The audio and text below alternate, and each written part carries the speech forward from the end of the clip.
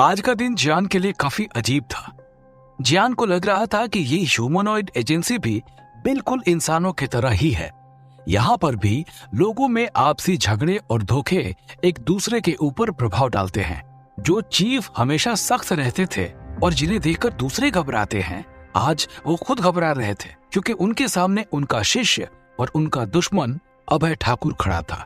जियान को लग रहा था कि शायद इस आदमी ने उसकी बात सुन ली हो, लेकिन फिर भी उसे इस चीज का डर नहीं था क्योंकि अंदर ही अंदर वो समझ रहा था कि जो उसने कहा है वो शायद सच ही है। अभय का पहनावा देख ऐसा लग रहा था मानो वो पुरानी सदियों का कोई मंत्री हो। उसके चेहरे के भाव को और कपड़ों को देखकर जियान को लग रहा था कि ये आदमी खुद को राजा समझता है और दूसरों को फकीर। चीफ और अभय के अतीत के बारे में सुनकर जियान को ये एहसास हो रहा था कि इन दोनों के बीच का रिश्ता काफी अलग और खास है। चीफ ने इससे पहले किसी भी आदमी की अपने तहे दिल से तारीफ नहीं की थी, चाहे उनके बीच कितनी भी गलतफहमी हो, लेकिन कहीं न कहीं चीफ के मन में अभय के लिए एक सम्मान तो था ही। हाँ, ये बात अलग थी कि जिस वक्त अभय उनके साथ जुड़ा था तब वो ऊंचे पद पर थे और उनके नीचे अभय था। और आज किस्मत का खेल कुछ ऐसा है कि अभय सबसे बड़े पद पर है और चीफ उससे काफी छोटे पद पर।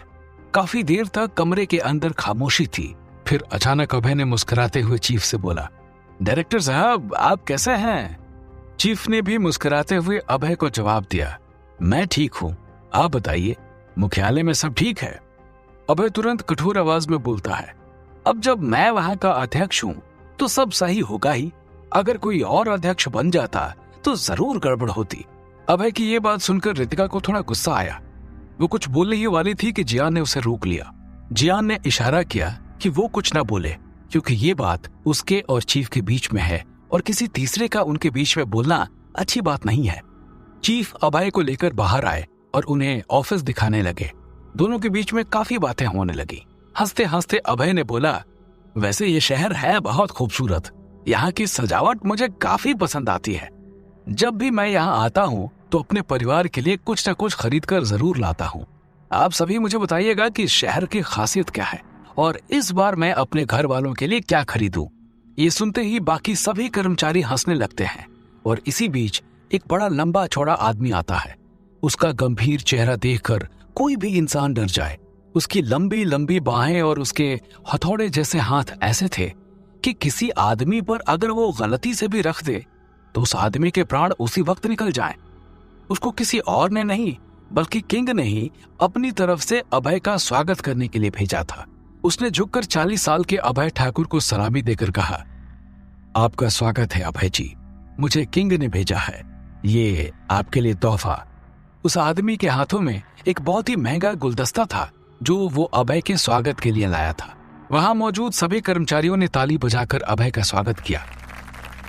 अभय ने बड़े प्यार से गुलदस्ता लिया और उसके फूलों की महक को अच्छे से सूंघा। अभय देख सकता था कि गुलदस्ते में हर प्रकार के फूल थे। ऐसा गुलदस्ता काफी महंगा बनता है। उसने चुटकी लेते हुए उस आदमी से कहा, यह गुलदस्ता तो काफी अलग है, मुझे तो लगा था कि ऐसा गुलदस्ता मुझे चीफ की तरफ से भी मिलेगा। हंसते हुए किंग के आदमी ने कहा, अरे नहीं सर, ये गुलदस्ता तो बहुत महंगा आता है। हमारे चीफ, जिनकी इतनी तनख्वाह भी नहीं है कि वो इसे खरीद सके, आप कुछ ज्यादा ही उनसे उम्मीद बनाकर चल रहे हैं। ये बोलते ही अभय और वो आदमी दोनों हंस पड़े। हंसते हुए अभय ने कहा, हाँ आपने सही कहा, वैसे भी अब काफी समय बीत चुका है। अगर 20 साल पहले की परिस्थिति वैसे नहीं बदलती जैसी बदली थी तब शायद मेरे लिए ये गुलदस्ता खरीद पाते हैं। अभय चीफ के पास जाकर उनके कंधों पर अपना हाथ रखता है और अपने हाथ से उन्हें थपथपाता है। ये देखकर ही वहां मौजूद सब लोगों के चेहरे के भाव बदल जाते हैं। ऐसा लग रहा होता है कि अभय ये जानबूझकर कर रहा है ताकि वो चीफ को नीचा दिखा सके। किसी गुरु की इससे बड़ी बेइज्जती नहीं होगी कि उनका ही शिष्य अपने गुरु का अपमान करे।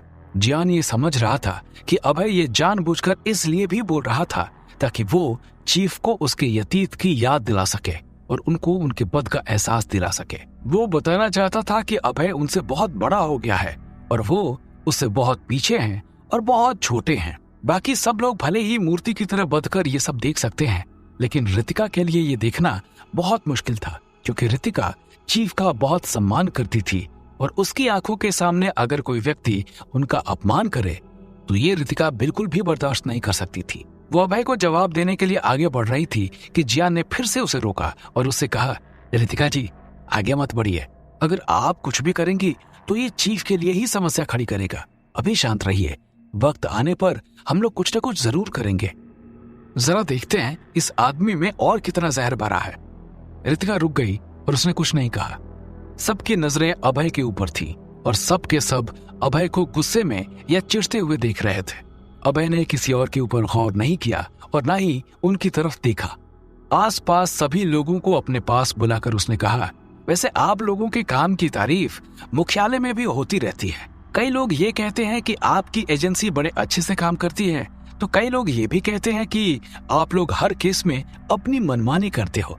खैर वो तो दूसरी बात है। मैं आज इस शहर में सिर्फ भावना के केस के लिए आया हूँ। हमारे मुख्यालय ने यह फैसला किया है कि भावना के आत्महत्या के केस को हम सील करके बंद कर देंगे।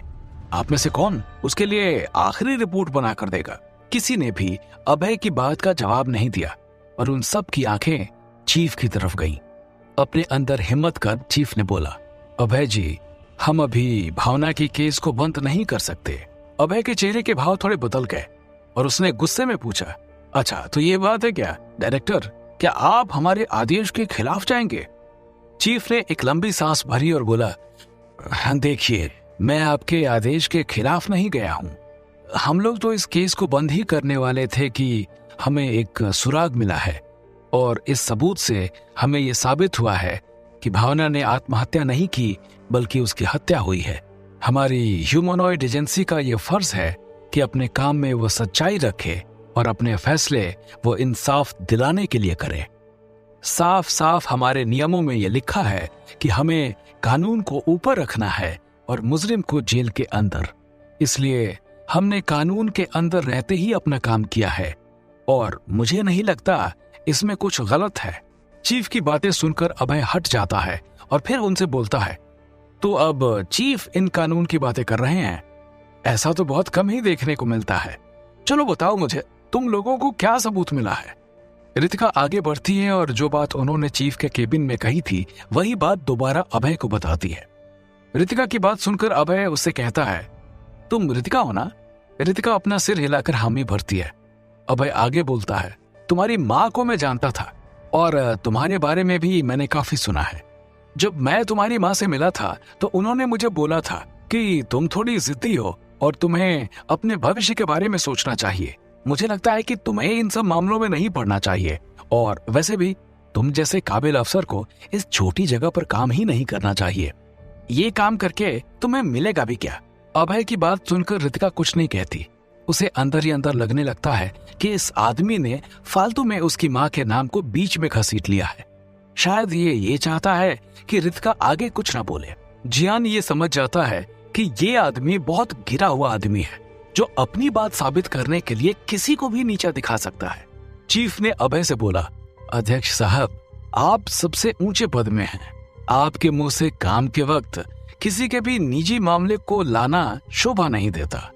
कृपया करके ऐसा ना करें। ये बात आपके मुंह से अच्छी नहीं लगती। चीफ की ये बात सुनकर अभय थोड़ा चिढ़ जाता है और गंभीर आवाज में उनसे बोलता है, बहुत ठीक, तो अब मैं जरा अपने काम की बात तुमसे करता हूँ। भावना के केस के ऊपर मुख्य कार्यालय ने कार्रवाई की है और अपना आदेश दे दिया है। अब ना आप लोगों का कोई हक है ना हैसियत कि इस फैसले में बदलाव कर सके। मुझे तो आज काम सौंपा गया है वो ये है कि भावना के केस की फाइल को सील करके हमेशा के लिए बंद कर दिया जाए। और वैसे भी जो भी सबूत आप लोगों ने मुझे बताया है वो किसी काम का नहीं है। मुझे तो समझ नहीं आता कि आप जैसे अफसर लोग ऐसे फालतू सबूत के कारण केस को और दिनों के लिए लटकाने का सोच रहे थे। मुझे लगता है कि आप लोगों की ट्रेनिंग दोबारा से करवानी पड़ेगी। आपकी अकल और होशियारी दोनों ही गिर चुकी है। आप लोगों के लिए ये सब मजाक है क्या? क्या बस एक धूल के होने से आप इसको हत्या करार देंगे? क्या इस बात की आपको अकल नहीं है कि हर जगह का वातावरण अलग होता है? हर जगह के वातावरण उसके समय और आसपास की परिस्थितियों पर निर्भर करता है। इतनी फालतू की थ्योरी बनाकर इस केस को लटकाना सिर्फ और सिर्फ एक बेवकूफ ही कर सकता है। और मिस रितिका, ऐसी बात और ऐसे सबूत बोलकर आप अपनी प्रजाति को बदनाम ना करें। अगर उन्हें पता चलेगा कि आप जैसी अफसर ने इस कारण इस केस को लटकाया है तो उनका पूरा नाम खराब हो जाएगा। आप लोगों की बकवास अब मैंने बहुत सुन ली है, अब मुझे अपना काम करने दीजिए और मेरे रास्ते से हट जाइए। ये बोलते ही अभय का चेहरा गुस्से में हो गया और वो जिस कमरे में फाइल रखी थी उस कमरे की तरफ बढ़ने लगा। उसे रोकने के लिए रितिका बीच में आ गई और उसने कहा, नहीं सर, हम भावना की फाइल बंद नहीं कर सकते। अब अभय का गुस्सा बढ़ते जा रहा था और उसने चिल्लाते हुए बोला, रितिका, ये तुम्हारा घर नहीं है, ये ह्यूमनॉइड कार्यालय है। यहाँ पर सबको मुख्यालय के नियमों का पालन करना पड़ता है। मेरे रास्ते से हट जाओ वरना तुम्हारे लिए अच्छा नहीं होगा। बोलने के बाद भी रितिका हटती नहीं है और अभय आगे बढ़ते बढ़ते रितिका को धक्का दे देता है और वो जोर से नीचे गिर गई। कई सारे अफसरों के साथ वहां पर कैलाश भी मौजूद था। अपने साथी को ऐसे नीचे गिरता हुआ देख वो तुरंत अभय की तरफ दौड़ा और उस पर चिल्लाया। उसकी तरफ आगे बढ़ने से पहले ही अभय ने उसकी गर्दन पकड़ ली और एक झटके से उसे साइड में फेंक दिया। अभय के हाथों में इतनी ताकत थी कि एक धक्का ही मानो ऐसा लग रहा था कि किसी 10 आदमियों ने मिलकर दिया हो। कैलाश के गिरने की इतनी जोरों से आवाज आई कि सारे ऑफिस में उसके दर्द की आवाज गूंजने लगी। अपने अफसर को ऐसे गिरते हुए देख चीफ को गुस्सा आ गया। उन्हें विश्वास नहीं हो रहा था कि ये आदमी जो किसी जमाने में उनका शिष्य था वो आज ऐसा करेगा। चीफ गुस्से में दौड़कर अभय के पास आए और चिल्लाते हुए अभय का गिरेबान पकड़ लिया। चीफ की आंखों में बहुत आक्रोश था और घूरते हुए उन्होंने अभय से कहा, तुम अध्यक्ष हो तो क्या, तुम कुछ भी करोगे। मत भूलो कि मैं अभी जिंदा हूं। मेरे सामने तुम मेरे अफसरों को ऐसे नहीं मार सकते। तुम भूल रहे हो क्या, तुम्हें सब कुछ मैंने ही सिखाया है। हमसे लड़ने की तुम्हारी बस की बात नहीं है, क्योंकि ना तुम हमसे ज्यादा समझदार हो ना ताकतवर।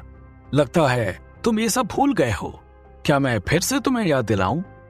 अभय और चीफ एक दूसरे को घूरते रहते हैं। क्या अभय और चीफ में लड़ाई होगी? क्या अभय भावना के केस को बंद कर देगा? ये सब जानने के लिए सुनते रहिए विचित्र वर्ल्ड, सिर्फ पॉकेट एफएम पर।